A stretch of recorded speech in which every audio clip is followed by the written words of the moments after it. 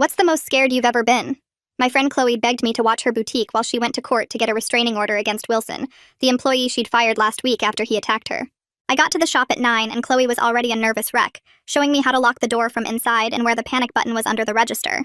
She said Wilson didn't know about the court hearing today, but to keep the door locked anyway, and only let in customers who knocked. Her hands were shaking as she gave me the keys and said she'd be back by noon at the latest. I locked the door behind her and flipped the sign to "by appointment only," like she'd told me. The first hour was quiet.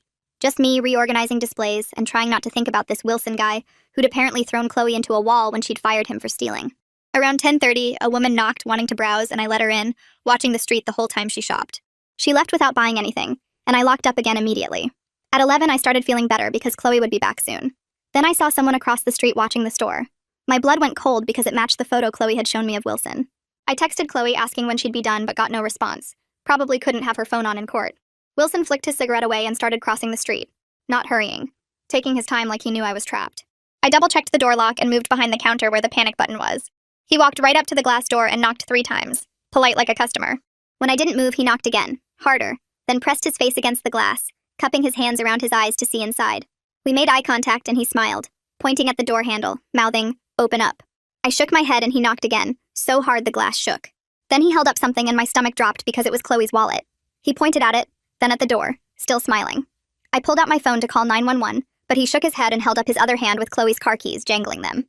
He mouthed, "She's hurt," and pointed down the street, then back at the door. I was frozen, not knowing if he'd actually done something to Chloe or if he'd stolen her stuff. But then he pulled out his phone and showed me a photo through the glass, and I couldn't breathe because it was Chloe's car with the windshield smashed. He backed up a few steps and I thought maybe he was leaving, but then he pulled a crowbar from inside his hoodie and swung it at the door. The glass cracked but didn't shatter. He hit it again and the crack spread further. I pressed the panic button but had no idea how long security would take. He kept hitting the glass, each blow making the cracks bigger, chunks starting to fall inside. I called 911, but they told me units were at least 10 minutes out. Wilson heard me on the phone and started swinging harder, faster. The hole in the glass was getting bigger and he reached through trying to unlock the door from inside but couldn't quite reach the bolt. I grabbed a display pole and swung at his arm, but he pulled it back and laughed.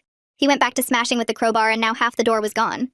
I ran to the back office looking for another exit, but there was only the front door and a window that was painted shut. When I came back, Wilson had cleared enough glass to step through and was climbing into the store. I held the display pole like a weapon, but he had that crowbar and was bigger than me. "Where's the cash?" he said, way too calm. I told him Chloe hadn't done anything wrong and he laughed, saying she'd stolen from him first, owed him commissions. He swung the crowbar and shattered a display case, jewelry flying everywhere. "Every piece in here should be mine," he said, smashing another case. I tried to edge toward the door, but he moved to block me, raising the crowbar. "You're going to open that register," he said. I told him I didn't know the code, but he grabbed my shirt and shoved me against the counter. His breath smelled like beer and cigarettes and his eyes were bloodshot. He pressed the crowbar against my throat and said, "Try harder." I punched in random numbers and the register beeped angrily. He pushed the crowbar harder against my windpipe and I couldn't breathe. "Last chance," he said. I was seeing spots when we both heard sirens in the distance. His face twisted with rage and he raised the crowbar above his head, and I knew he was going to cave my skull in before the cops arrived. The crowbar starts coming down and I twist hard to the right, raising the display pole with both hands. The metal crashes together with a horrible clang that makes my teeth hurt. The impact throws me sideways into the jewelry case and glass digs into my hip. Wilson stumbles from the deflected blow and almost loses his balance. I scramble around the counter's other side, screaming as loud as I can.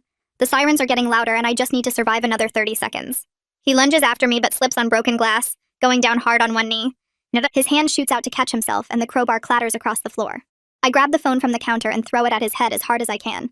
It bounces off his shoulder and he curses, trying to stand back up. I knock over a display rack to block his path and necklaces scatter everywhere. He kicks through them and reaches for the crowbar again. The door frame fills with uniforms and suddenly there's shouting everywhere. "Drop the weapon! Get on the ground!" 3 officers rush through the broken door with their guns drawn.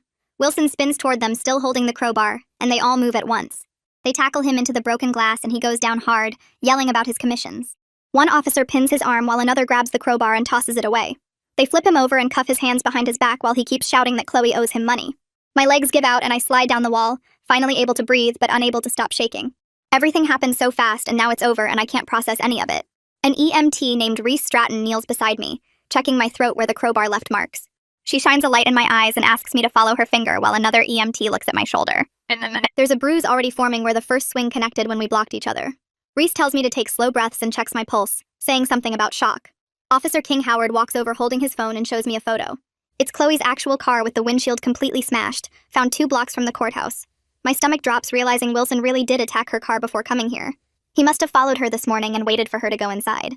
Howard asks if I need to sit down somewhere more comfortable, but I can't move yet. My phone rings and it's Chloe, sobbing and apologizing from the courthouse bathroom. She just heard what happened from someone who saw the police cars outside her shop. She's racing back, but traffic is bad and she's 15 minutes away. I tell her I'm okay, even though I'm not sure that's true. The officers start bagging everything as evidence. They put the crowbar in a clear bag along with Chloe's wallet and keys Wilson had. They collect pieces of glass with blood on them from where he fell. Officer Howard sits next to me on the floor and takes my initial statement. I tell him everything from when I first saw Wilson across the street to when they tackled him. He writes it all down in a small notebook and asks me to spell my name twice. We're sitting on the store's front step now because they need to process the inside. I'm still shaking and can't seem to stop no matter how many deep breaths I take. Howard gives me a case number written on a business card. He says I need to go to the ER for my throat and shoulder, then come to the station later for a full statement. I nod, but I'm thinking about the destroyed door and all of Chloe's merchandise sitting exposed. Anyone could walk in and take whatever they want before she gets here. Howard must see what I'm thinking because he says they'll have an officer stay until Chloe arrives. Reese comes back over and says we really should get me checked out at the hospital. She's worried about my throat because injuries there can swell up hours later. The idea of my throat closing up when I'm alone tonight makes me agree to go. They help me stand and my legs are still wobbly, but I can walk. Wilson is in the back of a police car now, still yelling through the window about money. I don't look at him as we pass, but I can feel him watching me. Reese guides me to the ambulance and helps me sit on the back step. She takes my blood pressure again and listens to my breathing with a stethoscope. Another EMT brings over an ice pack for my shoulder and it feels good against the throbbing. I watch 2 more police cars arrive and officers start putting up yellow tape around the storefront. A small crowd has gathered across the street, everyone holding up their phones to record. This is probably already on social media, and I wonder if my mom will see it. Reese asks if there's anyone I want her to call, but I shake my head. I'll deal with all that later when I can think straight again. Reese keeps checking my throat and tells me these injuries can swell up hours later and block my airway completely. She describes how the tissue gets inflamed slowly, and I might not notice until I can't breathe at all. The thought of being alone in my apartment when my throat closes makes me climb into the ambulance without arguing. They strap me to the gurney and start an IV while we drive to the hospital with no sirens. The ER is crowded, but they take me straight back because of the throat injury. A nurse checks my vitals again, and a doctor orders x-rays of my neck and shoulder. The x-ray tech positions me different ways and tells me to hold still while the machine clicks. Back in the exam room, they put ice on my shoulder and the doctor shows me the images on a computer screen. There's dark bruising all along my windpipe and something called a bone bruise where the crowbar first hit my shoulder. The doctor says I'm lucky because a direct hit could have crushed my windpipe completely. They give me prescriptions for pain meds and tell me to rest my voice for a few days. While I'm waiting for discharge papers, a detective walks in wearing a gray suit. She introduces herself as Detective Sophia Penn and asks if I'm up for giving my full statement. She pulls out a recorder and has me go through everything from when Chloe first asked me to watch the shop. I tell her about Chloe showing me the panic button and how scared she was this morning. Penn asks specific questions about Wilson's behavior and what exactly he said about commissions. She wants to know every detail about him showing me Chloe's wallet and the photo of the smashed car. I describe how he swung the crowbar and broke through the door piece by piece. She has me explain exactly how he grabbed me and pressed the crowbar against my throat. Penn asks me to describe his breathing and if I noticed alcohol on his breath. The door flies open and Chloe rushes in with mascara streaked all down her face. She's apologizing over and over and trying to hug me while sobbing about how sorry she is. Part of me wants to be mad at her for not warning me better about how dangerous Wilson was. But she looks so broken and scared that I just let her hold me while she cries. Penn waits for Chloe to calm down, then explains what she's figured out so far. Wilson probably followed Chloe to the courthouse this morning and waited for her to go inside. He smashed her car window to steal her wallet and keys, then came to the shop. Penn says the fact that he planned it all out makes the charges way more serious.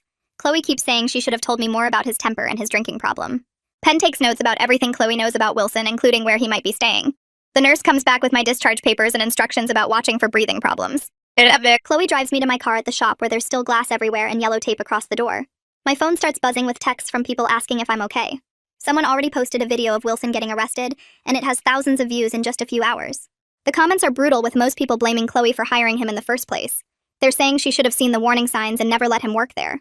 Chloe calls a locksmith to meet us at the shop to secure everything before dark. We wait in the car, watching people slow down to look at the damage. The locksmith arrives and starts measuring for a metal grate to go over the new door. A boarding company shows up to cover the broken window with plywood. Every bang of the hammer makes me flinch and Chloe grabs my hand each time. The locksmith drills holes for the grate mounting and the sound reminds me of the crowbar hitting glass. It takes them 2 hours to secure everything, and Chloe writes them checks with shaking hands. That evening, I'm trying to eat dinner when Penn calls my cell. She says Wilson made bail, but they put a GPS ankle monitor on him. He can't come within 500 feet of the shop or either of our homes. If he violates it even once, he goes straight to jail. I still get up 3 times to check that my apartment door is locked. Chloe texts asking if I'll come stay at her place because she's too scared to be alone. I pack a bag and drive over even though I'm exhausted and my shoulder is killing me. We end up on her couch watching dumb comedies and pretending to laugh at the jokes. Every time a car drives by outside, we both tense up and look at the window. Neither of us mentions it, but we're both listening for footsteps or breaking glass. Around midnight, we try to sleep, but keep checking our phones every few minutes. At 2 in the morning, a car door slams outside, and I'm instantly wide awake. My heart is pounding, and I grab my phone ready to call 911. Chloe's awake too, and we're both frozen on the couch, not even breathing. We listen for more sounds and finally hear voices, and realize it's just her neighbor coming home late from a bar. Neither of us slept much after that, and when the sun came up, we headed to the shop to meet the contractors Chloe had called. The main guy walked around the storefront shaking his head and running his hands along the doorframe, then pulled out a chunk of wood that just crumbled in his fingers. He showed us how Wilson hadn't just smashed the glass, but had bent the whole metal frame out of shape when he was swinging that crowbar, and now the entire thing needed replacing, instead of just new glass. He typed numbers into his phone and showed Chloe the new estimate, which was double what she'd expected, and her face went white. While the contractors measured and took photos, we started going through the smashed display cases with a clipboard, checking what was still there against Chloe's inventory sheets. The big pieces were mostly accounted for, but tons of smaller stuff was missing, rings and bracelets that added up to about $3,000 gone. Chloe kept saying Wilson must have grabbed handfuls while he was destroying everything, but there was no way to prove what he took versus what might have just gotten lost in all that broken glass. She wanted to open back up right away, even with the boards still covering half the storefront, because she was bleeding money every day they stayed closed. I told her I wasn't ready to be back in that space yet, and she got mad, saying she understood I was scared, but she had bills to pay, and couldn't afford to wait until I felt better. We stood there arguing in front of the boarded window, and I could tell she was about to cry from frustration when a car pulled up and her landlord got out looking pissed. He walked straight up to us demanding to know what happened to his property and whether Chloe's insurance was going to cover all the damage. He kept pointing at the plywood and the bent door frame, saying this was exactly the kind of trouble he didn't need, and maybe it was time to think about whether a jewelry store was really the right fit for his building. Chloe tried explaining about the restraining order and how Wilson was wearing an ankle monitor now, but the landlord just shook his head and said he'd think about whether to renew her lease when it came up in 3 months. After he left, Chloe's phone rang, and it was someone from the prosecutor's office saying they were charging Wilson with assault, burglary, vandalism, and theft. The woman on the phone said her name was Danielle Mayer, and she'd be handling the case, and I'd probably need to testify if Wilson didn't take a plea deal. She gave us her direct number and said to call if we remembered any other details about the attack. That night, I was heating up soup when my phone buzzed with a voicemail from a blocked number. The voice was muffled, but I could still make out the words telling me I should think real carefully about what I say to the cops about Wilson. My hands started shaking because I recognized the voice as someone who used to work at Chloe's shop with Wilson, another guy who'd quit a few months back. I called Penn right away and played her the message over the phone. She came to my apartment within an hour with a notebook and had me write down everything I remembered about the voice and what exactly was said. She helped me file a report about the threat, and then pulled out a map of my neighborhood, marking different routes I could take home from work and the gym. She gave me her personal cell number and 2 other emergency contacts, plus suggested we come up with a code word I could text Chloe if something felt wrong, and we picked inventory, since it would seem normal for the shop. But Penn also showed me how to share my location with Chloe's phone, and suggested I vary my routine so nobody could predict where I'd be. Before she left, she mentioned a self-defense class at the community center that was starting next week, and thought it might help me feel more in control. I signed up online that night, and the instructor emailed me right back with links to videos about staying aware of your surroundings, and basic escape moves if someone grabs you. The next day, we went back to the shop to keep cleaning up, and I was sweeping glass into a dustpan when I felt something slice into my palm. Blood started dripping onto the floor, and Chloe rushed over with the first aid kit, wrapping my hand while we both just stood there realizing how messed up this all was. She kept apologizing while she taped the bandage, and I noticed her hands had little cuts all over them too from handling broken pieces all morning. We were both walking around damaged, trying to put things back together while our bodies kept finding new ways to remind us what happened here. The insurance adjuster showed up while my hand was still throbbing and started taking photos of everything, but he kept making comments about how some of the display cases looked old already, and asking if we were sure they were all in perfect condition before. Chloe had to dig through her phone finding photos from the week before that showed all the cases intact, and even then he kept suggesting that some of the damage might have been there already. He measured every crack and documented each broken piece, but you could tell he was looking for ways to pay out less money. Chloe pulled up receipts on her laptop showing when she'd bought each display case and how much they cost new, but the adjuster just kept writing in his notebook and saying he'd have to review everything with his supervisor. We spent 2 hours going through every damaged item while he questioned whether things were really worth what Chloe claimed, and whether Wilson had actually caused all the damage, or if some of it was wear and tear. The adjuster finally left after 3 hours, and Chloe slumped against the counter looking defeated. We locked up and walked to the coffee shop down the street where she ordered 2 lattes with shaky hands. She stirred sugar into her cup for way too long before looking up at me with red eyes. She said she knew Wilson had a temper when she hired him, but the shop was so busy during the holidays that she needed the help.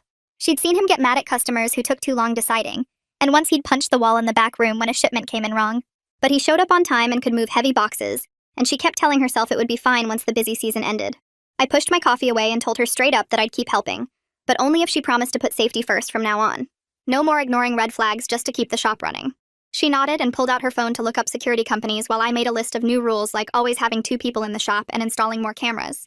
We were still writing everything down when my phone rang with a number I didn't know. The guy on the other end said he was a reporter from the local paper and wanted our side of the story because Wilson's friends were posting all over social media saying Chloe owed him thousands in commissions. I told him we'd only give facts about the attack and nothing else, then hung up when he kept pushing for more details. My phone immediately rang again, and this time it was my mom who'd seen the news story online. She was crying and begging me to stop helping at the shop because no amount of money was worth getting killed over. I couldn't really argue with her and promised to think about it, but we both knew I wasn't going to abandon Chloe now. 3 days later, we sat in the back row of the courtroom for Wilson's bail hearing. The prosecutor wanted him held without bail, but the judge decided to keep him out with more rules instead. Wilson had to do random drug tests, couldn't drink any alcohol, and had to be home by 8 every night. And then Penn leaned over and whispered that this was normal for assault cases, even though it felt wrong to me. The judge kept going, saying the GPS monitor would send an alert if Wilson came within 500 feet of the shop, our apartments, or the courthouse. If he violated any of these rules, he'd go straight to jail. Wilson stood there in a suit that didn't fit right, nodding at everything the judge said while his lawyer Conrad Lowe kept putting his hand on Wilson's shoulder. The next week, Chloe and I spent the whole morning at her kitchen table getting ready for the restraining order hearing. We had printed out every threatening text, photos of all the damage, copies of the police reports, medical records from my ER visit, and witness statements from people who'd seen Wilson's behavior at the shop before. The stack of papers was almost 2 inches thick, and looking at it all together made my stomach hurt. In court that afternoon, Wilson's lawyer stood up and called the whole thing a misunderstanding about wages that got out of hand. He said Wilson was just trying to collect money he was owed, and things escalated when we wouldn't listen to him. The judge cut him off and asked if he was really trying to minimize an attack with a deadly weapon. Conrad Lowe started to answer, but the judge was already looking through our evidence pile. She spent 10 minutes reading everything while we all sat there in silence. Then she looked up and said she was granting a 3-year restraining order covering both me and Chloe plus the shop location. Wilson couldn't contact us directly or through other people and had to turn in any guns or weapons he owned within 24 hours. We walked out of the courtroom and immediately some guy started filming us with his phone. Chloe asked him to stop, but he kept recording and asking if we had any comment about the case.